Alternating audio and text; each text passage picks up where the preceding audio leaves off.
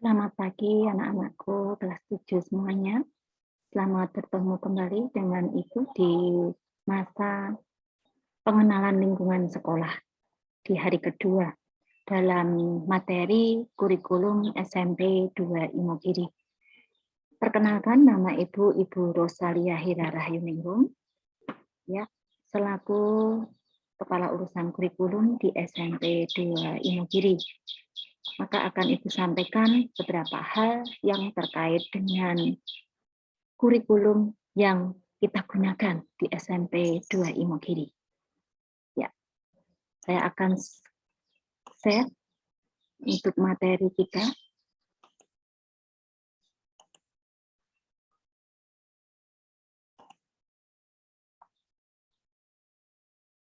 Baiklah anak-anakku, untuk akan Ibu sampaikan di sini ya.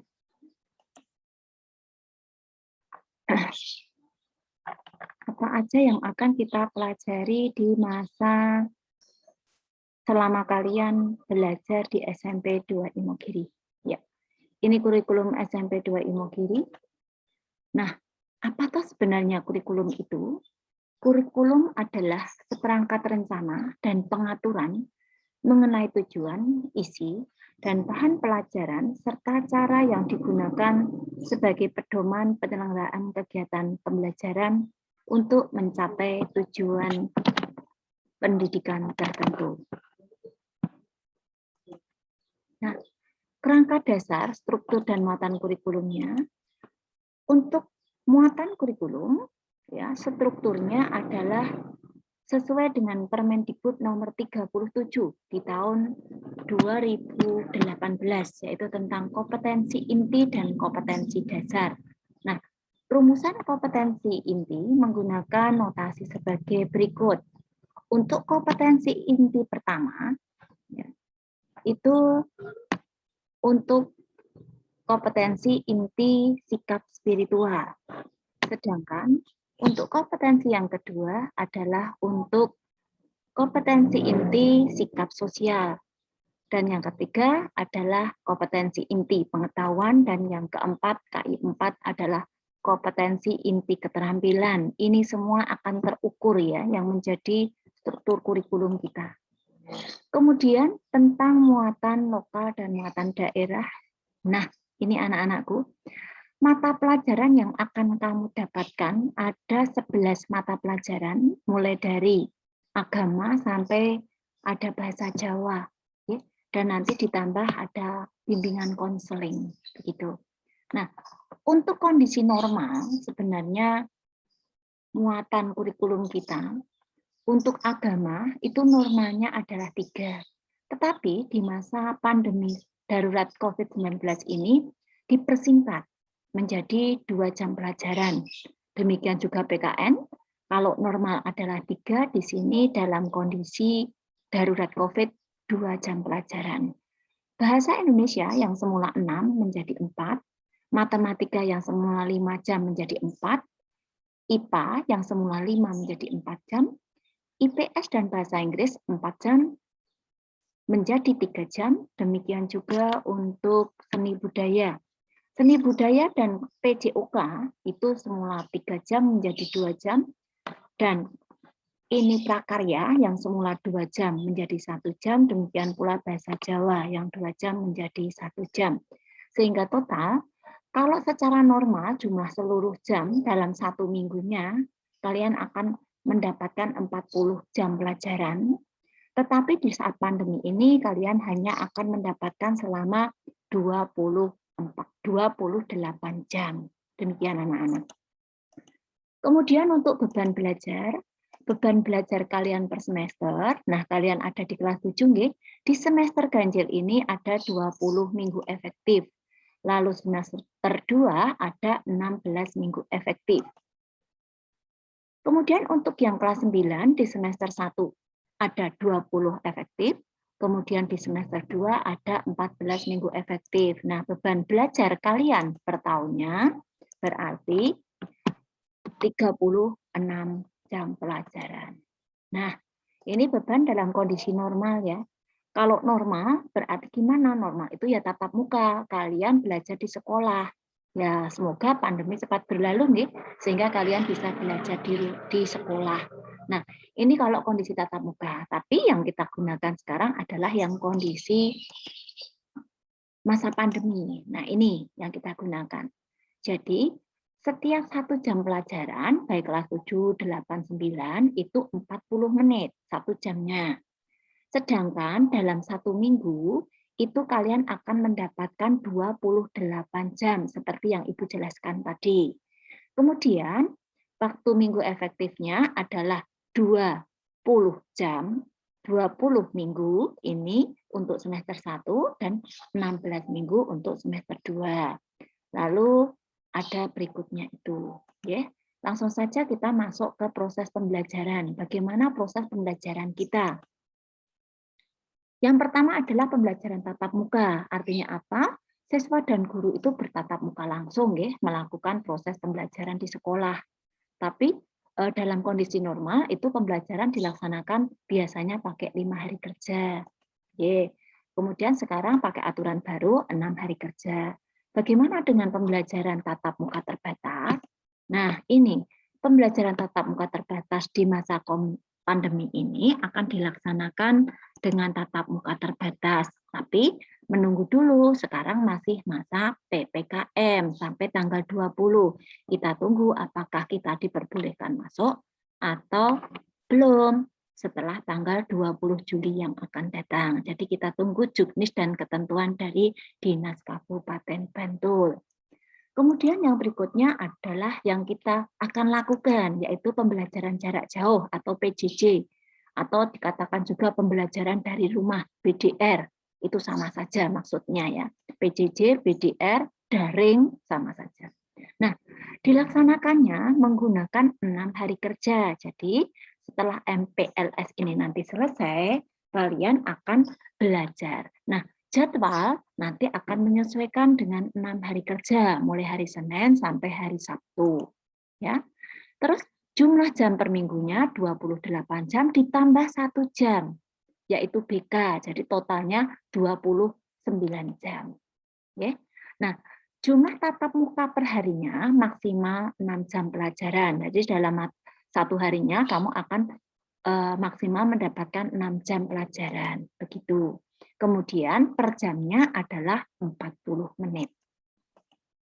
Itu anak-anak. Nah, bagaimana pemanfaatan IT-nya di dalam pembelajaran?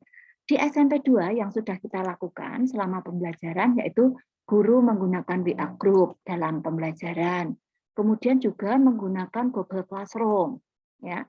Lalu guru menggunakan Google Form dalam pembuatan soal atau evaluasi. Kemudian guru menggunakan media pembelajaran melalui YouTube. Kemudian guru melakukan Google Meet dengan siswa dalam pembelajaran. Guru menggunakan Zoom Meeting dalam pembelajaran. Guru bisa juga membuat video media, ya, mungkin membuat video pembelajaran dan memanfaatkan materi-materi dari YouTube. Juga menggunakan aplikasi yang sudah disediakan Kemdikbud melalui akun pembelajar. Itu pemanfaatnya anak-anakku. Sekarang ini yang penting bagi kalian, ya. Bagaimana dengan penilaiannya? Nah, ini akan kita pelajari tentang aspek teknik dan bentuk penilaian.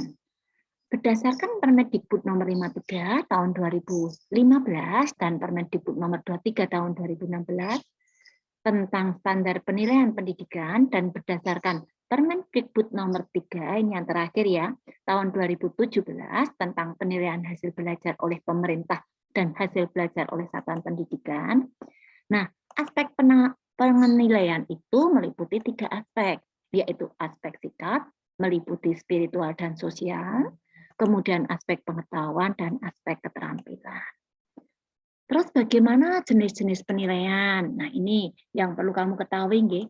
Jadi ada penilaian harian. Biasanya penilaian harian ini dilaksanakan oleh guru mapel masing-masing setiap 1 bab atau 1 materi. Kalau 1 materi sudah selesai, biasanya Bapak Ibu guru mengadakan ulangan harian. Jadi dalam 1 semester bisa terjadi banyak ulangan harian, mungkin 3 sampai 5 kali begitu, sesuai dengan KD yang diberikan Bapak Ibu guru. Kemudian yang kedua adalah penilaian tengah semester. Ini dilakukan kalau sudah tengah semester, kira-kira 3 bulan ya. Ini di minggu ketiga bulan September, besok kamu akan adakan PTS. Kemudian penilaian akhir semester, ini di akhir semester berarti bulan Desember. Kemudian penilaian akhir tahun itu kalau sudah mau kenaikan kelas, dilaksanakannya bulan Juni ya, Juni akhir. Nah, akhir Juni. Kemudian ada ujian sekolah, itu bagi kakak kelas kalian yang kelas 9, dan ada ASPD, ini juga untuk kakak kelas 9. Dan ada AN, ini dipergunakan untuk kakak kelas kalian yang asesmen nasional, kelas 8. Nah, itu jenis-jenis penilaian anak-anak. Dilanjut dengan kriteria ketuntasan minimal.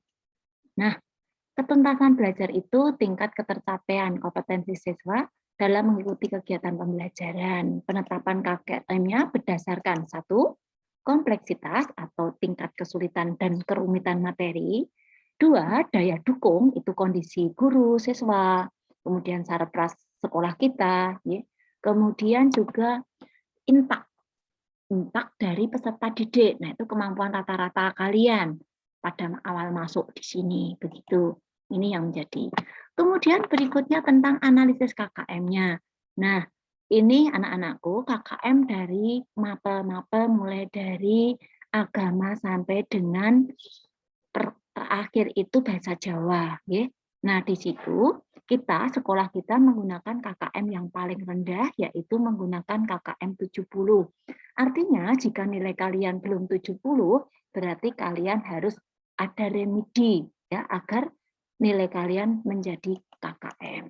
Nah, ini gimana remedi dan pengayaan? Nah, remedi itu apa? Remedial itu merupakan program pembelajaran yang diperuntukkan bagi siswa yang belum mencapai KKM dalam satu KD tertentu. Kemudian dalam remedi ini, guru membantu siswa untuk memahami kesulitan yang dihadapi siswa, mengatasi kesulitan dengan perbaikan. Bisa dengan cara belajar sikapnya, mendorong agar nilaimu semakin baik. Begitu. Untuk pengayaan itu apa? Pengayaan merupakan program pembelajaran yang diberikan kepada peserta didik yang telah melampaui KKM.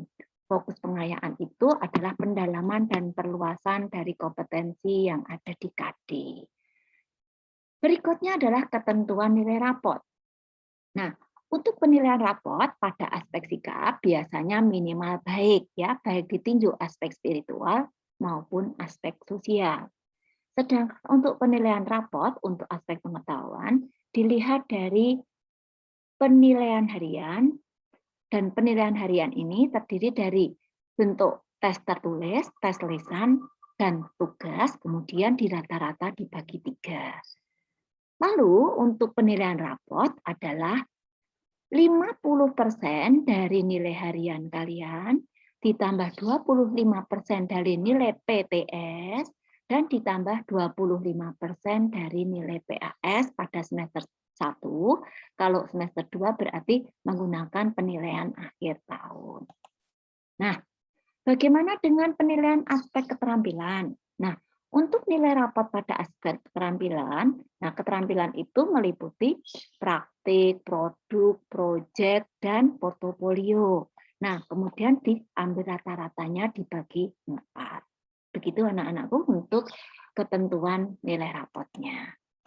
Nah, bagaimana tentang kenaikan kelas? Nanti setelah kalian menempuh pembelajaran selama 2 semester atau 1 tahun, kalian akan ada naik kelas. Nah, bagaimana kriteria untuk bisa naik kelas? Ini anak-anakku. Kriteria kenaikan SMP 2 Imogiri adalah sebagai berikut ya. Menyelesaikan seluruh program pembelajaran dalam 2 semester ya. Kemudian memiliki nilai sikap baik, lalu nilai ekstrakurikuler kepramukaan itu minimal baik, tidak memiliki lebih dari 2 mapel, yang di bawah KKM atau belum tuntas dalam 2 semester. Jadi hati-hati ya, harus tuntas semua, kecuali ada maksimal 2 mapel yang tidak tuntas. Ya. Tidak memiliki nilai yang kurang dari 60, berarti kalau kalian di rapot ada nilai 60, itu berarti tidak naik kelas. Nah, nilai matematika, nilai mata pelajaran agama, PPKN dan Bahasa Indonesia di semester 1 atau 2 itu minimal adalah KKM, yaitu 70. Ya. Kemudian ketidakhadiran tanpa keterangan maksimal 5% dari jumlah hari efektif untuk 1 tahun. Nah, pada saat pandemi ini, ketidakhadiran kalian tanpa keterangan maksimal adalah 10% dari jumlah kehadiran. Kemudian yang terakhir adalah hasil kenaikan kelas itu disahkan melalui rapat dewan guru. Itulah anak-anakku untuk syarat-syarat kenaikan kelas. Nah, dengan demikian selesai sudah yang Ibu sampaikan kepada kalian. Semoga pengertian kurikulum kalian semakin paham. Nanti kalau belum jelas ditanyakan, ya bisa pada Bapak Ibu wali kelas kalian dan membaca lagi di PPT atau PowerPoint yang akan dibagikan untuk kalian. Baik, Ibu akhiri, tetap semangat, sukses, dan yang terpenting adalah tetap sehat dan jaga imun. Sekian dari Ibu, terima kasih.